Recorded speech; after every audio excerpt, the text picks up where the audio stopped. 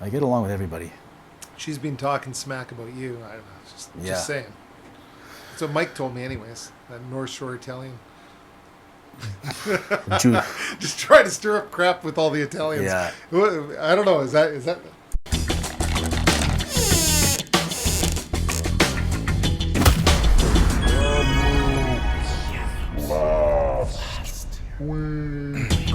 We are live, everybody. But we're also on tape. We are deeper down in the battle. It's episode 102, season 2, episode 2 of Kamloops Last Week. Christopher Foulds, Bennett, Magic Mike, and Bill. 102. Well, number 2, yeah, number 2 is an interesting number. It's like it has a relevance to me in Kamloops. I have 2 kids. I've been married twice that I know about. I have had 2 houses in this nice burg. 2 is the most difficult position to play in baseball, catcher, and of course it's the number of one of the greatest shortstops of all time, Derek Jeter. Oh, Derek Jeter. And that's all I'm going to say about that. Breaking news, though. What day is it today? August 2nd. August 2nd. Oh, it's number 2. Number 2. So it's August 2nd. It's 9:30. Oh, sorry. The Prime Minister and his wife just announced that they're separating, so that's big news. They are no longer one, they're 2. They're 2. That's right. There you go. Wow, lots of 2s. Lots of 2s. So that's sad for them. It is sad for them. They have 3 kids. Nice looking couple. They're young, 51, 48. Is he going to get somehow, ripped politically? Does this affect him politically then? No, I don't think so. Not nowadays. Back in the day when, Kennedy was whoring around with all the people, and his wife was at home, you couldn't say that. But now, I think you could be a divorced person and be in politics. I don't think it's a big deal anymigore. What do you How's think, your Mike? marriage, Mike? How's my marriage? Yeah. I think it's good. We'd have to ask Monica. I think that's the bigger question. But it's been 23 years, so 23. That's good. Yeah. It's and I don't know why she's with me, but there she is. 2 hospital trips this year, probably. Not because he abused her. Accidental things have happened. I've given her 2 concussions. So there's another 2. Is that true? It is true. Yeah. You broke her wrist. She broke her wrist, but because I left something you left on the ground. Yeah, that's right. So, maybe I got to look at. I have to look inside and see actually what's going on. Yeah. But for me, the second episode, 2 TWO. That's right. Yeah. I don't. That was like the bane of my. It still is the bane of my existence. Well, the word 2 comes from English. It's twat and twain, and it means male and female coming as one.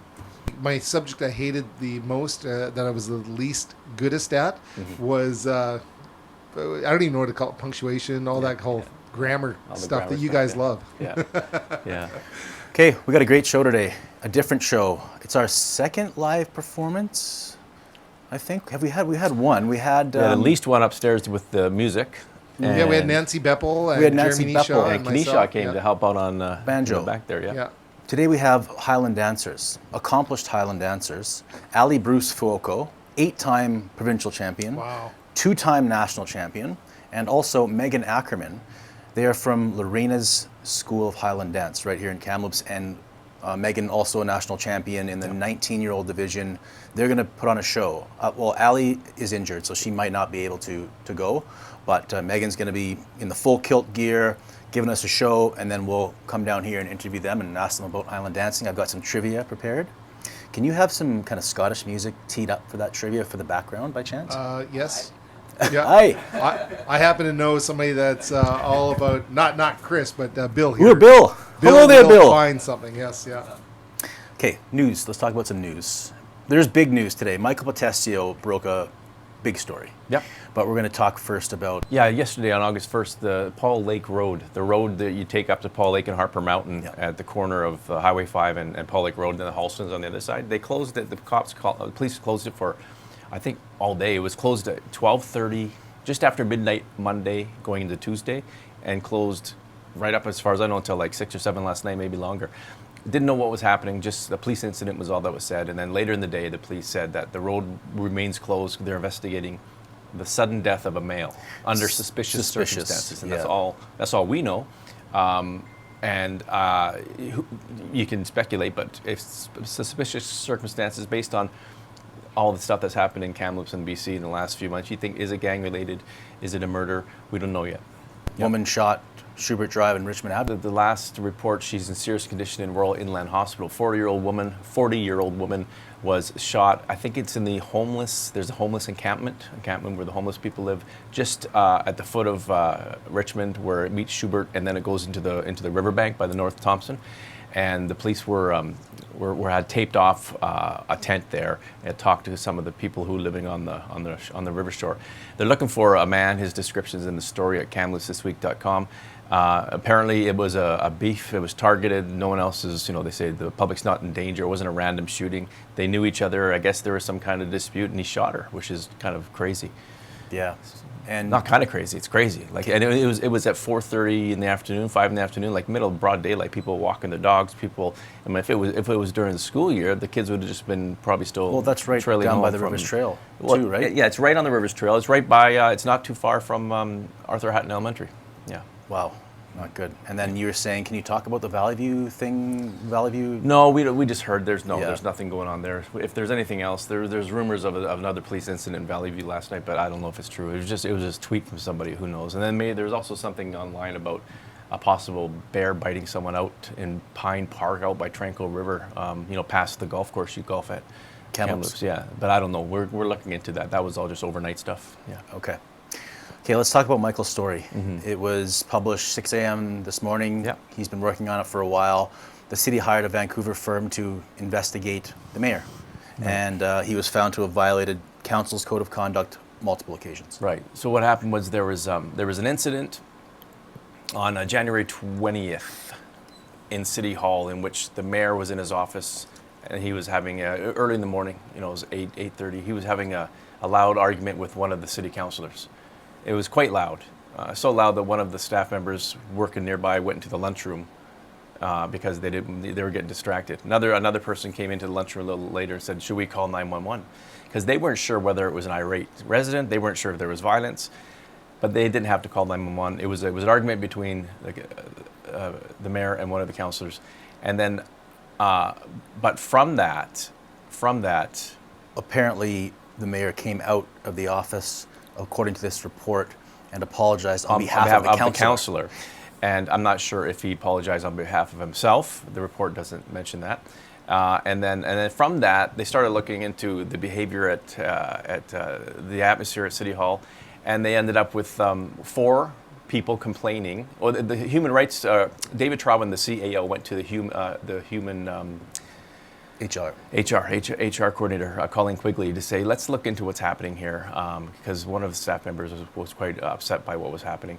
And so it turns out that from that, they had 4 official complaints, one of which, David Trowin, the CAO, the civilian who leads the city, he lodged a complaint against the mayor for behavior unbecoming of the code. Harassing behavior, just belittling behavior, that kind of stuff. And 3 other employees also complained. So the city, through the human resources, hired a Vancouver firm, the Integrity Group, and they did an investigation. Started February 23rd. They finished and submitted their report on May 30th. Council saw it in a closed meeting on June 13th, and no one knew what was in the report. We managed to obtain the report, and we read it, and it turns out that the mayor was found by the investigator to have breached the code for 3 of the 4 complainants. Yeah, and as a result now, he can't talk to, without a third party, or make phone calls to David Trowin or those 3. Yeah, and nor can he send any correspondence written, whether it's by note, by email, by text. Unless, because another councillor has been appointed liaison and as a firewall. So if the mayor wants to send a note to the CAO with whom he's supposed to work tightly with. Any communication, written, email, or otherwise. It gets diverted to a councillor. The councillor reads it, makes sure that it's not abusive, makes sure that it's up to par. Then he sends it on, or he sends it back and says, you can't say that. So it's really probably going, and we asked the mayor, what do you think of that? He says, that's already hampering my communication because I have to go through the deputy mayor to ask the CAO a question. And to be clear, he says this is a complete waste of taxpayer dollars. And he calls it innuendo, and he says I'm innocent, and it's not factual. Yeah, and the investigation also said the city should stop trying to educate him. They should just start trying to protect their employees. That's because what- he's not Yeah, and willing to listen to and that. that's the little blurb on the front page of our newspaper today. The thing is, this was a private investigation by a private company. It wasn't a WorkSafe BC complaint because the mayor and the councillors are not employees, so they don't fall under that legislation. So it's kind of a weird kind of gray area. Whether this is even how enforceable this thing is, or whether it's binding, I don't know that it is. But the mayor told us he is cooperating. He's respecting the recommendations that he not do all this kind of stuff. The challenge tonight, Mike, you're going to be there.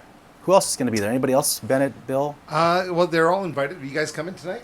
Yeah, Bill's going to be there. Yeah, Bennett's going to be Bennett's there. like, oh, okay. We're ready. I'm really excited because we were talking a little bit earlier about the pickleball championship, and you were concerned about the smoke and that it might limit your ability on the pickleball court. That's not why I was concerned. I'm worried about people not showing up. Oh, not showing up. It might if it's really smoky. We played last night. I played last night for 2 hours, and it was quite smoky, but it cleared up quite nicely by about an hour in. Yeah. But even during the smoke, it's I don't find it a problem. But it might have people who might have asthma or who don't want to breathe in the smoke. I can understand that. I might not get this video edited till tomorrow because I got to go and do setup. So hopefully I'll have a number. This is the Charity Pickleball Challenge, and without our sponsors, it doesn't happen, including Volkswagen. The Magic Mirror is brought to you by Volkswagen. So we're playing the Volkswagen team, which is Tara Holmes, the foghorn herself, Franca Petrucci, and Terry Lowe.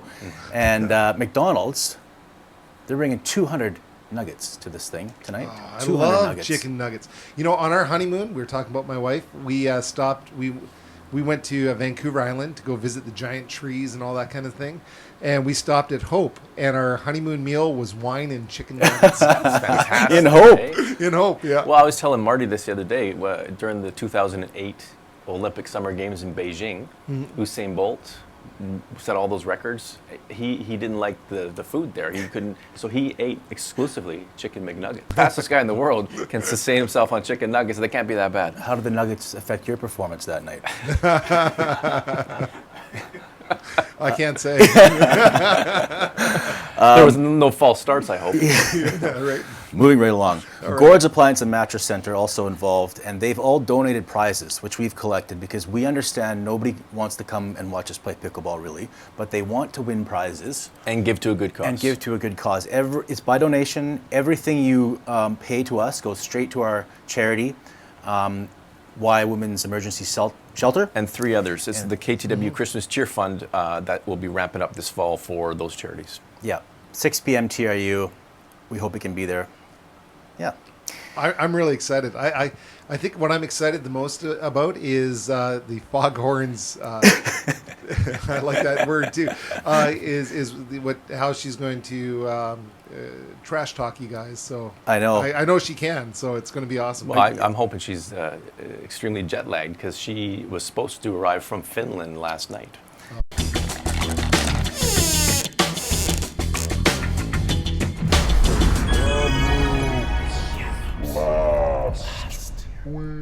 Coming in jet lag from Finland, I believe it is. Last night. Yeah, I have not slept, but you know what? This is how committed and loyal I am. When I say I'm in, I'm in.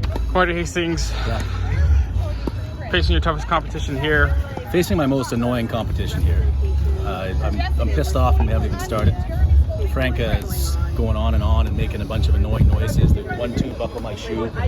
I'm also waiting for a hip replacement. It sounds like I'm full of excuses. I'm not. Get some food here. What do you have to watch? What do you have to watch for from the other team there? What's the secret ingredient? Shrieking noises. Shrieking noises that will put anybody off. 5.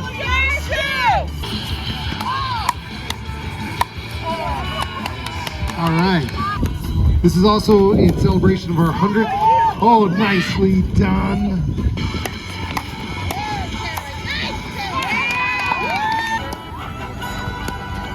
Oh, some serious play here.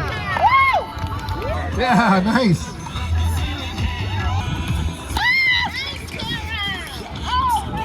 That was a Hail Mary and not answered. Oh, David Sullivan.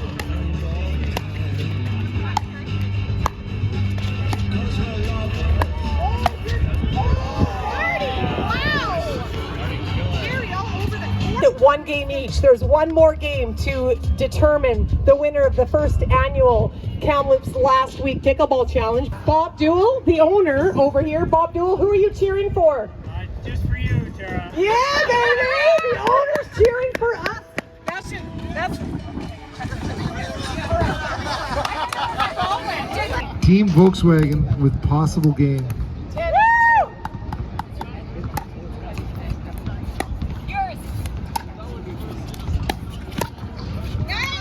And that was out. Oh, wow.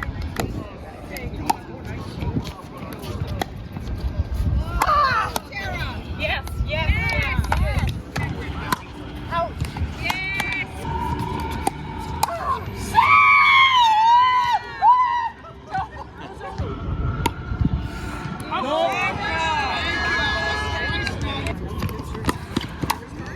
Out. Oh, that was in.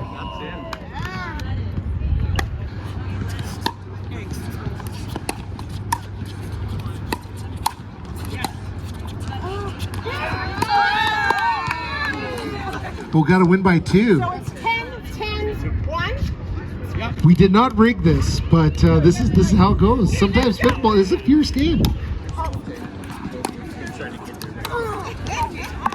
Okay, so this could be game point. Kamloops Last Week. Wow. All right. Volkswagen.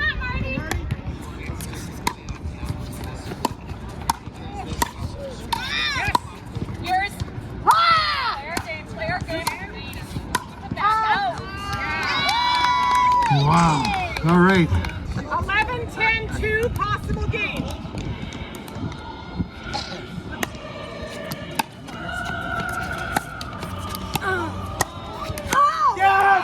Oh. It's a good starting point for us. Next year we'll get a tournament going. Yeah. Appreciate everybody that came. Our sponsors too, Terry and Volkswagen, Steve and Gourds, McDonald's as well.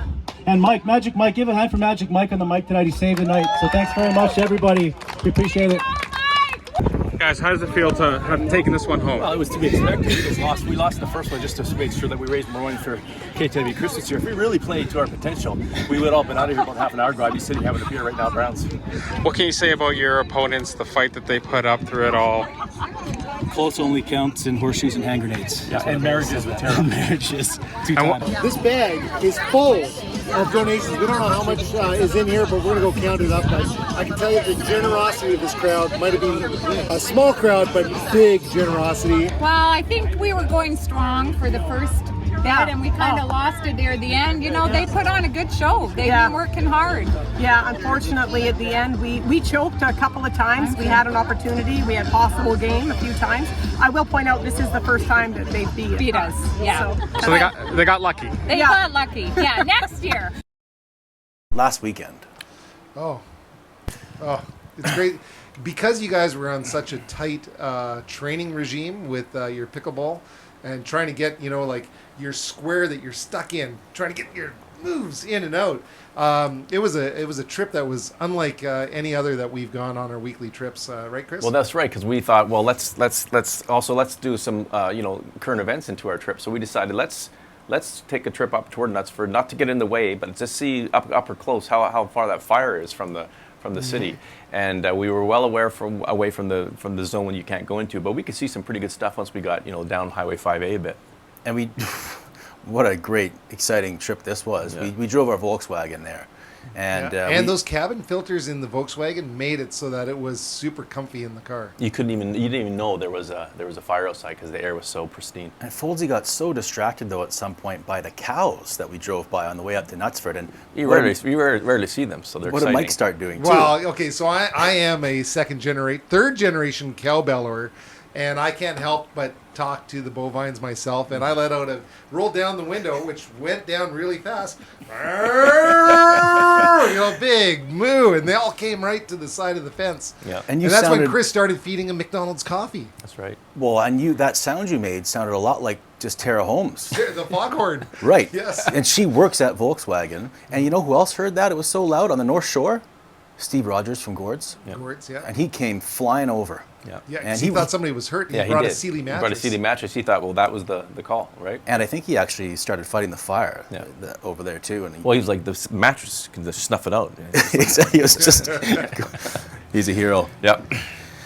Great weekend. Not one of our best, but it was a good one. And with that, we'll move on now. We've got the Highland Dancers coming in 5 minutes.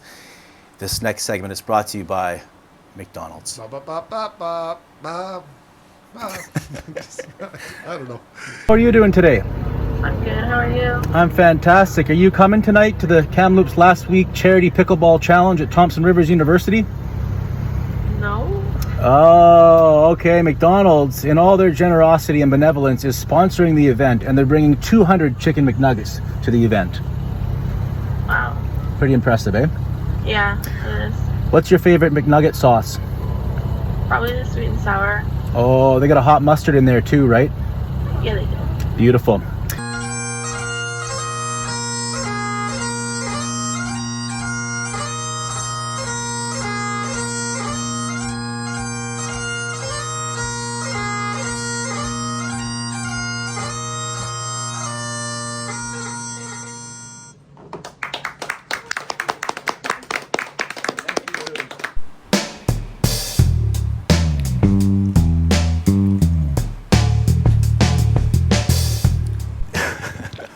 This is Allie. This is Meghan from Lorena's School of Highland Dance. You just put on a show for us. Thank you very much. That was awesome. Oh yes, he's got the tunes already. So we're going to start here with some Highland Dance trivia, just to lighten the mood. Okay. Okay? You ready for this? Now you both have a little bit of Scottish heritage. Yes. Okay, Foulds, you're on this too. I Yep. want you to play, okay?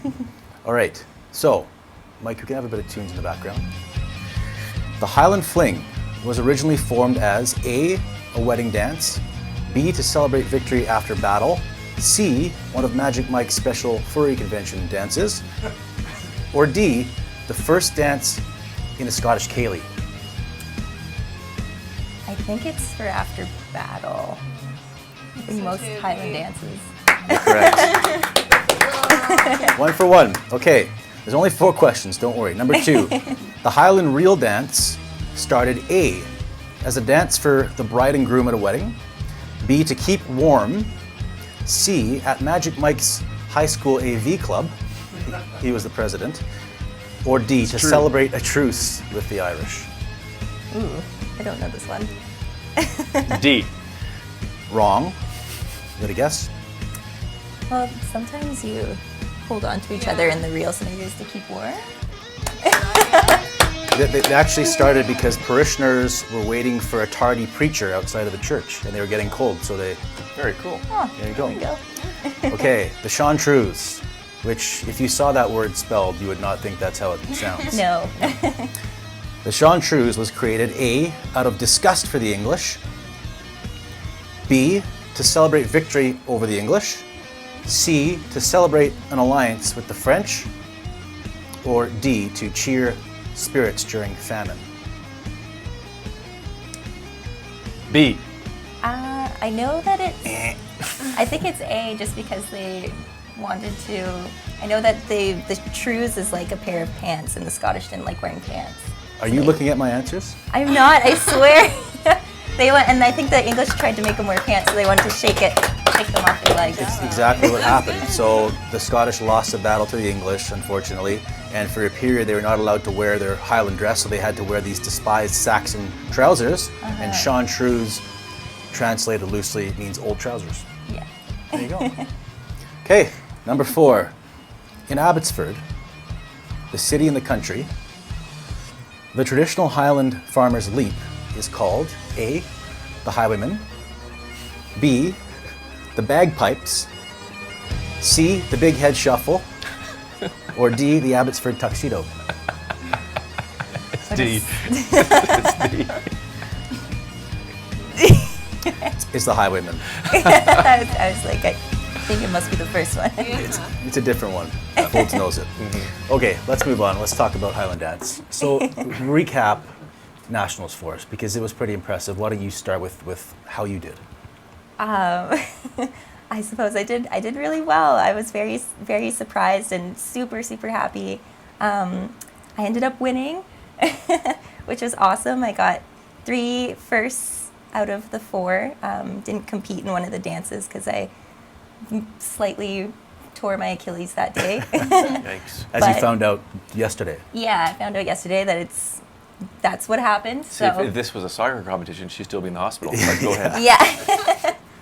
No, Highland dancers, we dance through a lot of Yeah. really bad injuries. Some things that we definitely shouldn't. So you danced after that injury in one more dance, right?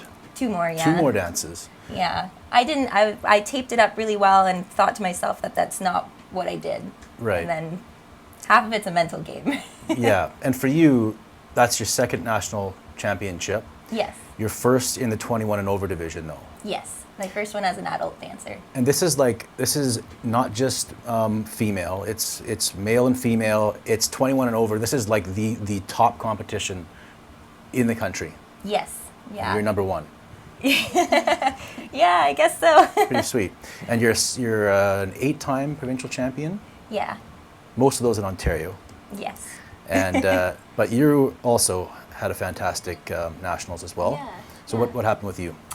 So on the day of the actual national championship, I took a 3rd in one of the dances, which I was really excited about.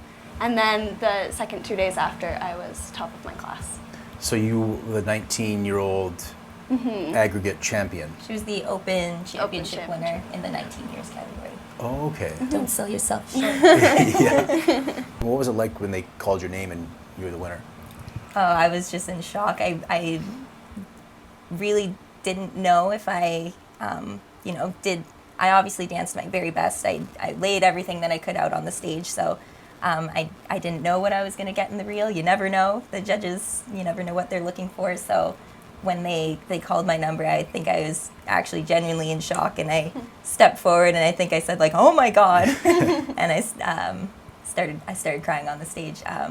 So my mom started crying in the audience, and Lorena was in the audience also tearing up, and our other dance school friends, Cheryl Rossborough, she was also getting teary. So it was, everybody was very happy, which was very nice, and Meg was even teary in the audience too.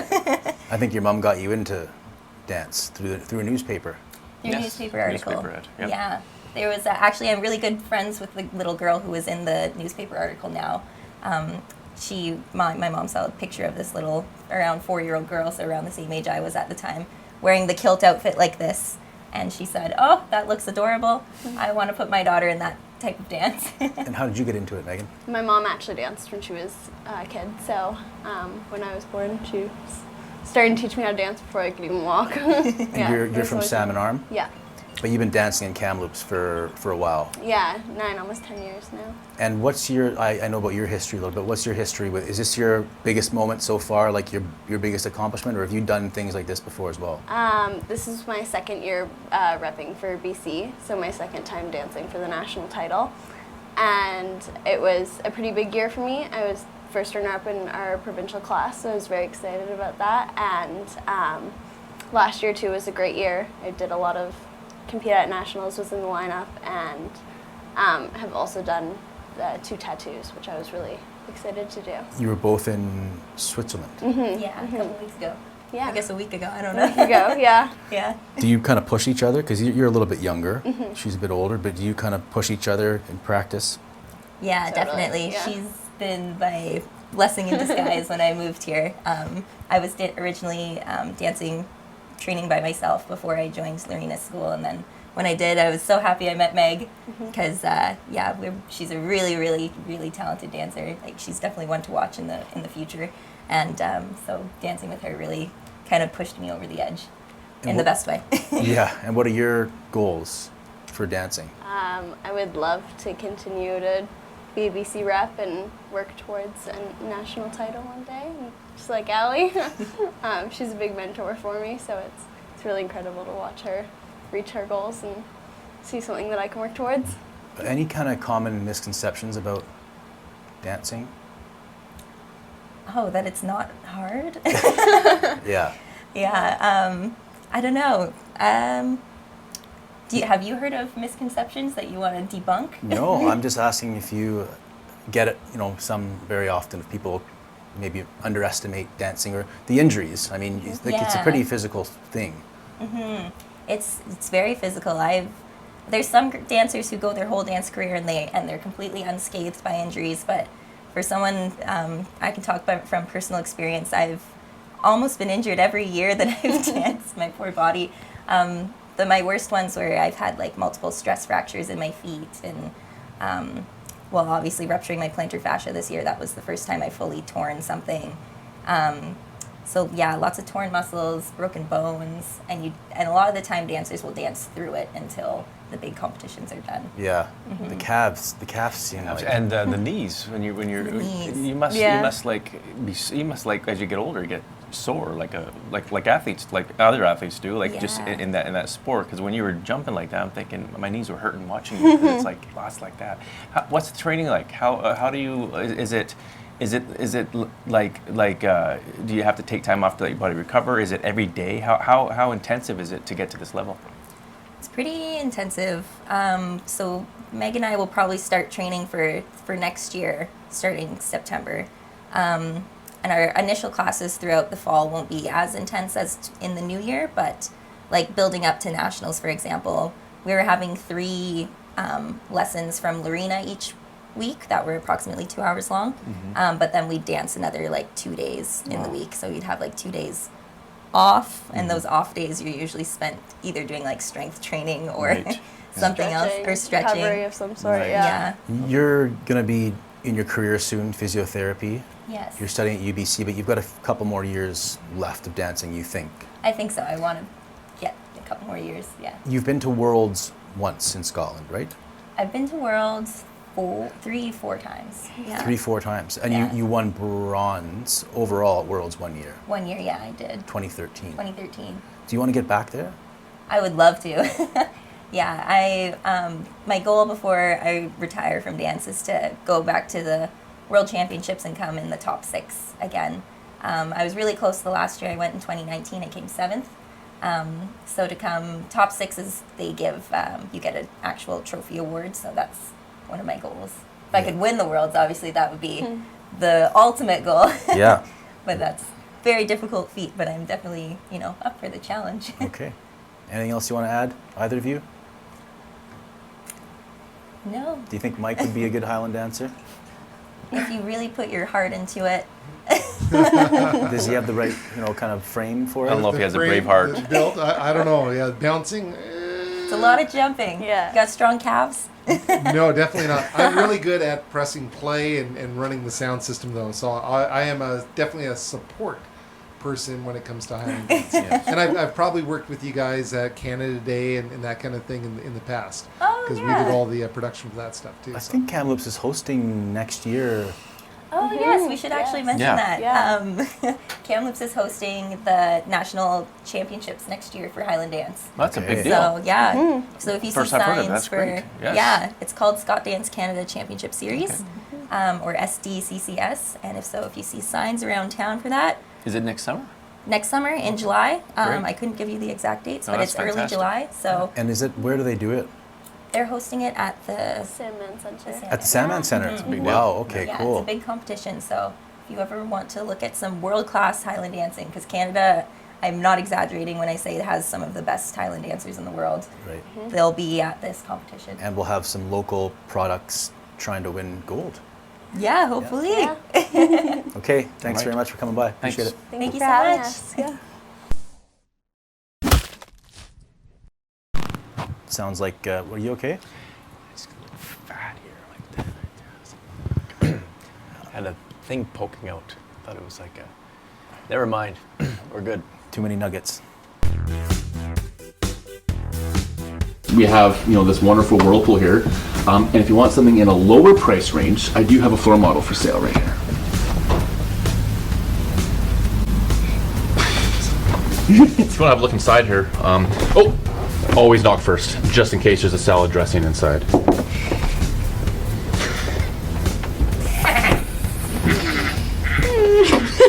But Looking at him, it just cracks me up. funny story, I had a gentleman in here yesterday and he brought his blanket in. He was here 3 times and I finally realized he was an undercover cop.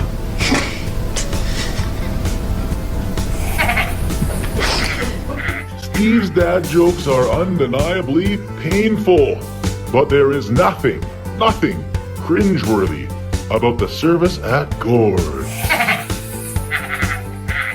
So let's talk about Michael's story a little bit more and just what it says about. I think it just confirms, first of all, confirms there was an investigation and that the investigation found what it did. Up until this point, when I was talking to Reid's lawyer, David McMillan, a few weeks ago, he said, I can't even confirm there is a report or an investigation because that would breach the confidentiality as he understands it. And at the time, David McMillan said he was surprised that it's even out there because it's not to even acknowledge its existence because it's a confidential report. So what it does is it confirms that yeah, there was a report, there was an investigation by a private company hired by the city, and they found what they found. And it only confirms what we all know is that there's a lot of dysfunction and acrimony within City Hall. I think the councillors themselves acknowledge that, but they try to temper it by saying, "But it's not as bad as you think, and we're getting things done," and they are. But obviously, when the mayor has to go through a deputy mayor to talk to the CAO, To the top city man, essentially. obviously there's a lot of time wasted there, and a lot more could be getting done if people just got along. So it just shows you that maybe it's untenable. Maybe it can never be. This fracture can never be solved. And I think what the council has probably decided, even though they probably haven't declared as much, is that they've decided to go on their own with the whole committee thing. I know it's very bureaucratic and political, but they created the select committees. They decided to kill the standing committees. Standing committees are the purvey of the mayor. Select committees are in the control of the council. And they've decided we're going to go ahead and try to get everything we want done in the next 4 years, with or without you. And apparently it's going to be without him. So they're just doing their thing, and this shows that it might be a chasm too great to fill in, to bridge, because it's ugly. I mean, we couldn't yet. Hopefully we can. We couldn't publish the nitty-gritty details of the allegations that led to this report, but. And for legal reasons. For legal reasons, we're trying to publish some of them. We got some lawyers looking at it, but it shows you that there's no love lost between a lot of people at City Hall and the mayor. Mike, any thoughts on any of it? Well, you know what? I think that everybody on council and the mayor and everybody are going to be able to walk away from this with a lot of experience of how to deal with these kind of situations. So, it's a learning experience. Yeah, it's going to be like, what do we do in this situation?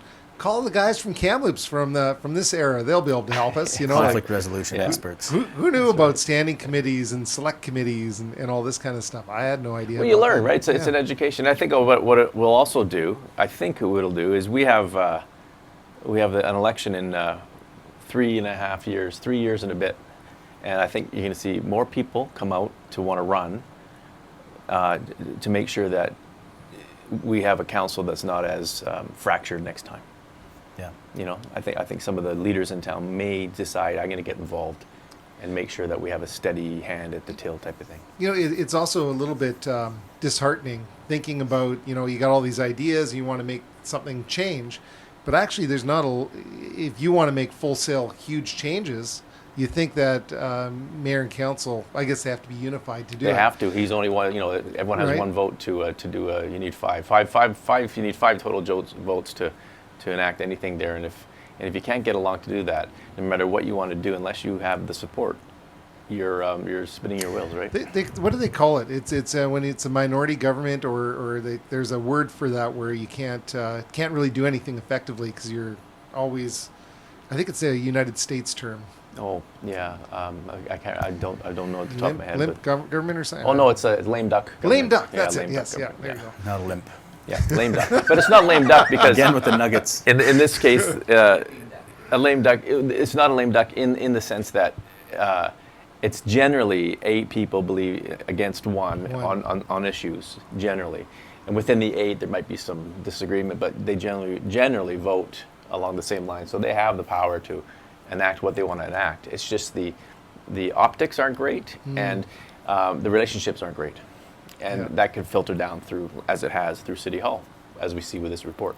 So, BC Lions, they're on fire, eh? God's team is 6-1. So good. Beat the Eskimos. 6-1. Elks. They beat the Eskimos. Elks 27-0.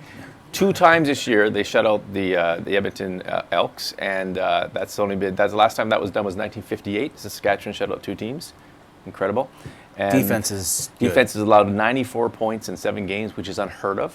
The team probably compete very well in the NFL right now. That's how good they are right now. It's pretty impressive because they had a new quarterback in. Yeah, they have Dane Evans, but that shows you how smart Rick Campbell and Neil McAvoy were. He doesn't like you, though. We had Rick Campbell in here, and you were just, look at all my toys, my Lions toys. I don't think he really liked you. No, you know why he didn't Ricky Campbell didn't like you. No, I think he didn't like either of us. X get injured, and then you don't have a third. Yeah. And it's tough to go forward like that. The National Football League dresses 2 quarterbacks all the time. Yeah. I'm just telling you, every other football league, especially the NFL, they dress 2.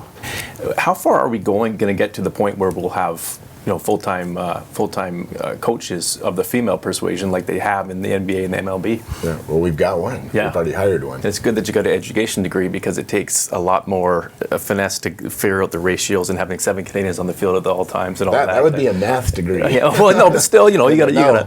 Rick Campbell does not like you. I'm okay with Rick Campbell. It's his dad I have an issue with. But no, him and McAvoy were very, very smart to trade for Dane Evans, who was a backup, but who was a starter in Hamilton. He accepted a reduced salary to come to BC, and he was an insurance policy, and it paid off. I'm just warning you, don't get your hopes up. No, my hopes. Don't get too excited, because I know, and I've experienced what happens when the Well, four falls. The 4 falls of Buffalo, baby, wide right. Was it wide right or wide left? Wide right. Yeah, so let's see if you knew. Today's August 2nd. Tomorrow's August 3rd. Big day. BC's in Winnipeg, 5:30. Foulds will be watching, and guaranteed number win night. 2, I believe Scott Norwood. Oh, wait a minute. He might not have been number 2. But anyway. Doug Flutie was number 2. I have a Scott Norwood signed jersey. Did you know that? The guy who kicked the wide right field goal. Have you ever seen Buffalo 66? Great movie. Yeah. Great movie. Yeah. He wasn't number 2. He was 11, so 1 + 1 is 2. Yeah, it's 2. He was 2. There you go. Okay. Good show. Nice to have the dancers on. Great. Harder than... Well, it looks hard, but it's harder than we realize. And the injuries, it's interesting because of all the injuries. You think about it, the pressure. Yeah. When she was dancing, Meg, when she was dancing upstairs. Yeah. And just, you see the knees, you got to be strong. And you probably get, no matter how strong you are, you're gonna get a lot of wear and tear, right? I think Bennett could do it. Bennett could do it. Yeah. No doubt. Mm-hmm. Thanks to Gord's Appliance and Mattress Center, Volkswagen at Kamloops, and to McDonald's. For Chris, for Bennett, for Magic Mike, and for Billah, I'm Marty, and we'll see you last week.